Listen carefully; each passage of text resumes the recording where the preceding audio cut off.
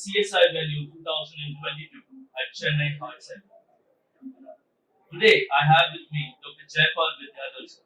Sir is the Chairman and Managing Director at Hridayalaya Heart Centre.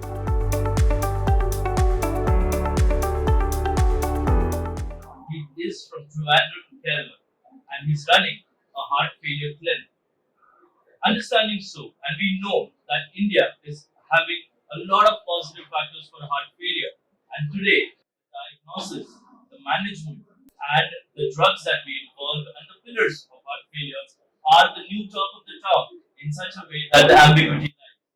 To increase the awareness amongst the physicians, we have Dr. Vidyadhar, and I would request sir to say a few comments on how he manages heart failure patients. Sir. Thank you. Now, you know that heart failure is a problem of all patients suffering from coronary artery disease. There are 4 stages in the management of heart failure.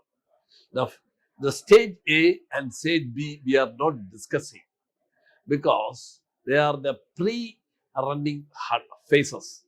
Stage C is really what we are focusing today.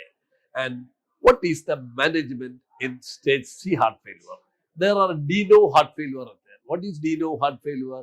It is the heart failure occurring in the first time. Patient suddenly present with acute decongested heart failure.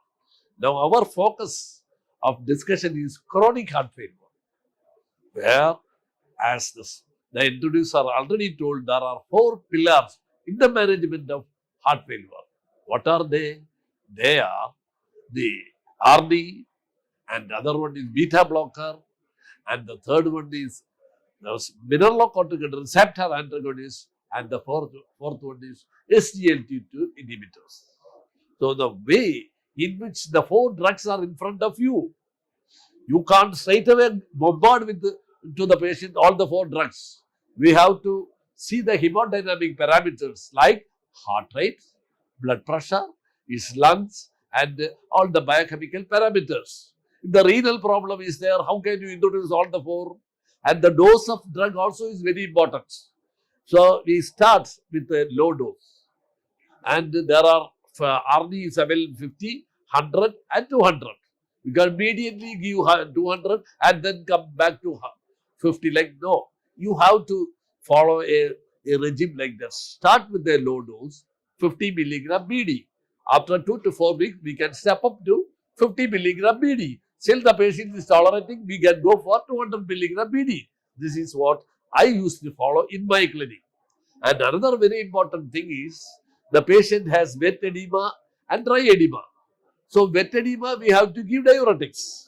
So diuretics also has wonderful role in the management of acute decongested heart failure. When the patient is stabilized, we can go for the other molecules. So here, what I do is, RD has number 1. I give a first place in the management of heart failure because it has got wonderful action, because we can improve the quality of life, we can reduce the mortality, and then we go for the heart rate. The heart rate is below 50, you can't give beta blockers.